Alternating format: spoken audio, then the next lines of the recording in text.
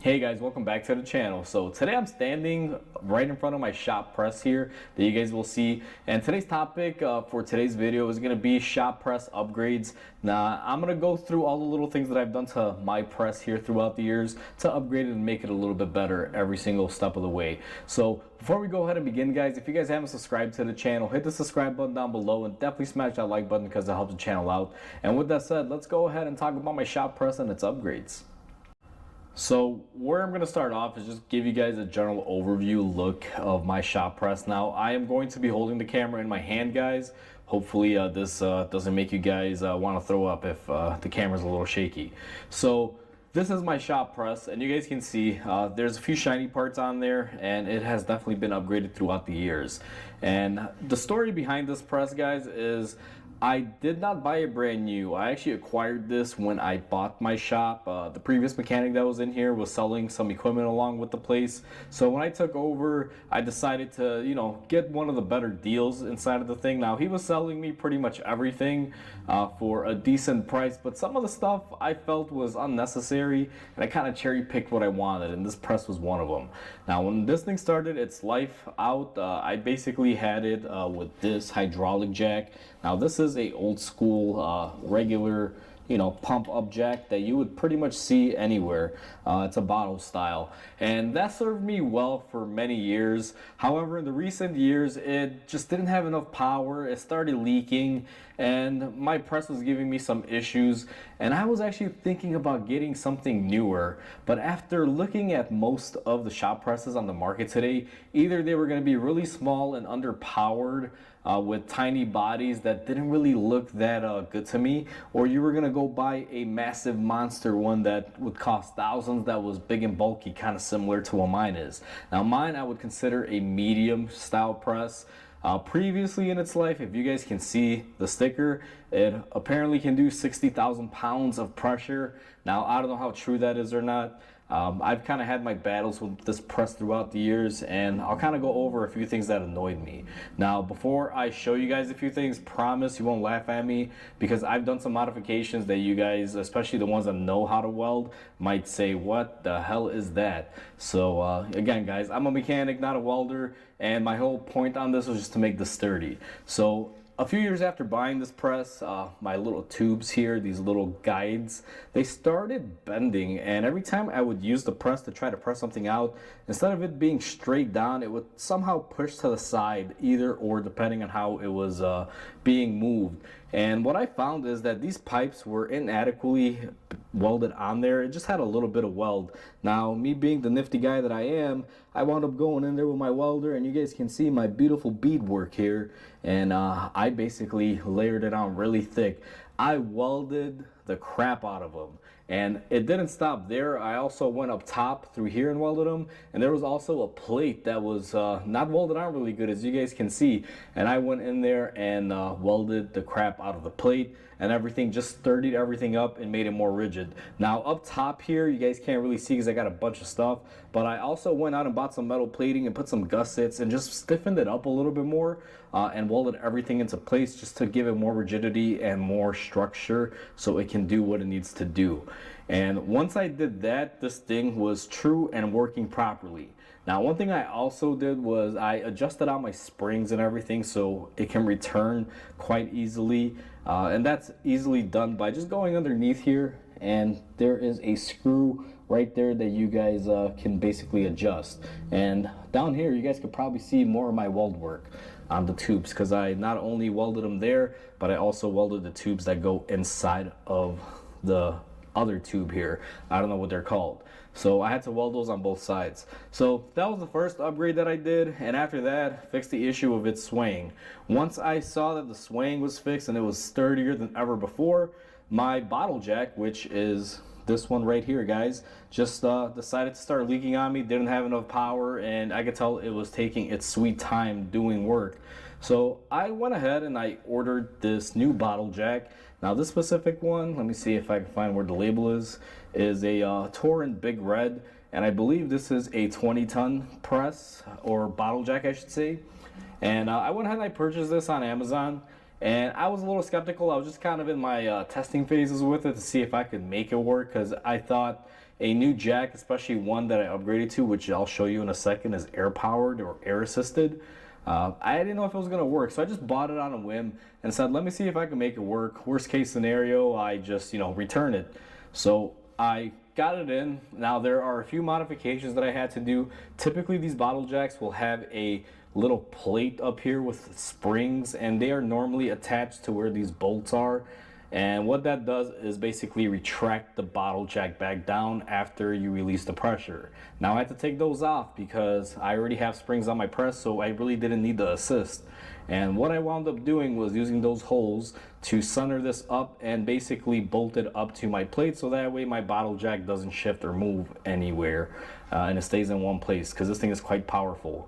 And the good thing about this bottle jack too, guys, and it's really hard to show, but right here it has an adjustable end where I can actually get about another 3 inches of length if I were to just kind of push this down and unscrew that up. So if I need to have a little bit more distance or more pressure, I can easily compensate with that, and it's a lot quicker than changing out my adapter down here if I got to do any sort of thing like that. Otherwise, if I can't, then typically I have a bunch of different adapters that'll bolt up here, and I can use those to press stuff out. Now as far as the jack goes, it went in perfectly.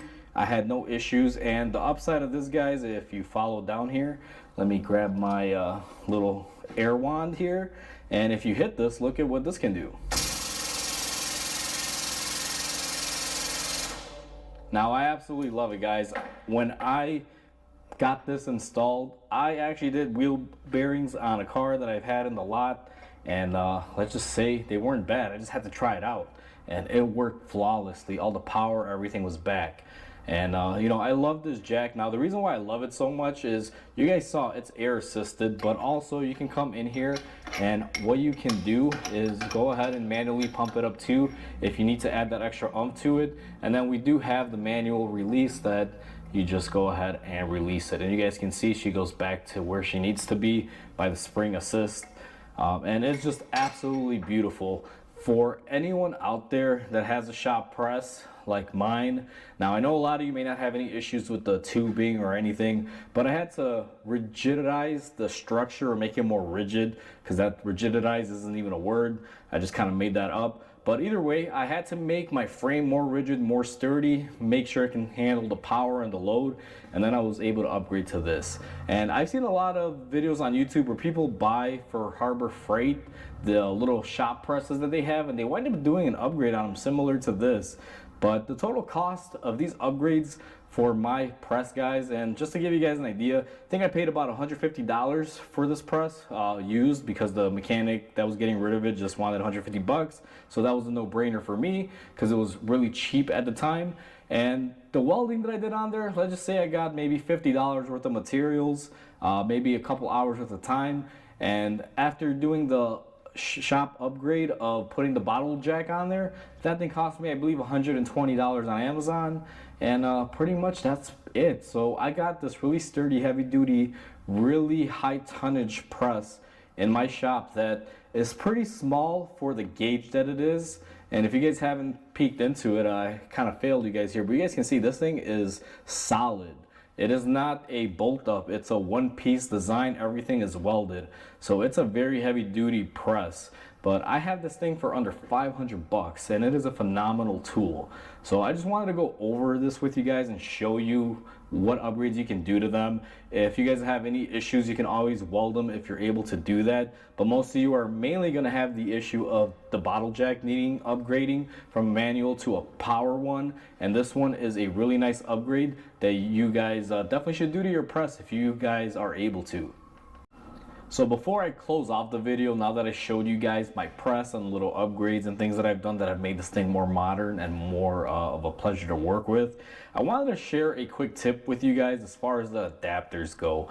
Now, a lot of you may think you have to go out there and buy all these adapter kits and spend hundreds, if not thousands on them. And that's simply not true. Now, having an adapter kit or a press kit that has different sizes of flat items like these does work, but generally what I like to use, guys, is just old wheel bearings. When I press out a wheel bearing, I generally keep it because I find that most of these make really great press tools. As you guys can see, one side of this is gone and the other side is there. So I can press the new bearing in using this side, and then this side I can put anything in there to apply the pressure on there.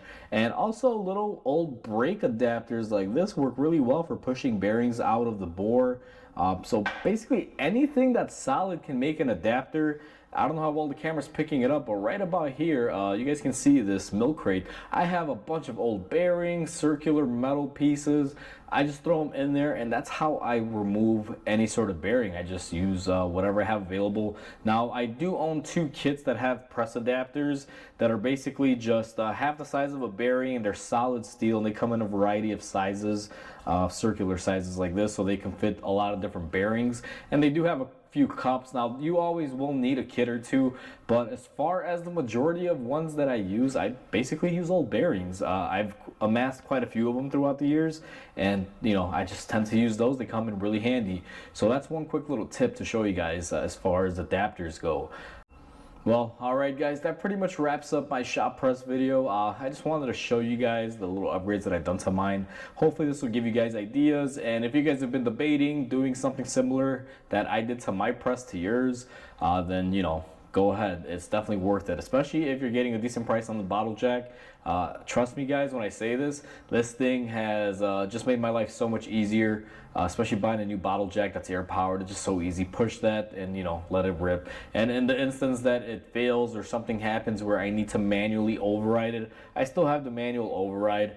I would always buy one that has the manual style as well, because sometimes the pneumatic portion of it may not have enough oomph to get something broken free, especially if you have a lot of older bearings. I did run into a 1980s vehicle that I pressed the bearing in while I had this setup, and I did have to use the manual just to break it free, because even though this is powerful, you know, air power can only go so far before it can't overcome it. So you just give it a little bit of nudge, and basically the press did the rest of it. So it was really simple, and it made life so much easier instead of sitting there trying to break the whole thing free.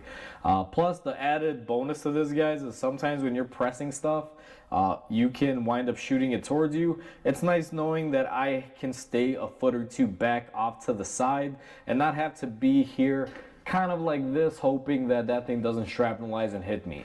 So, you know, that's an added bonus there as far as the safety factor. You could be well off to the side, like right here, and go ahead and do your press stuff. And if it decides to blow up this way or go down, you're free and clear. You're clearly to the side.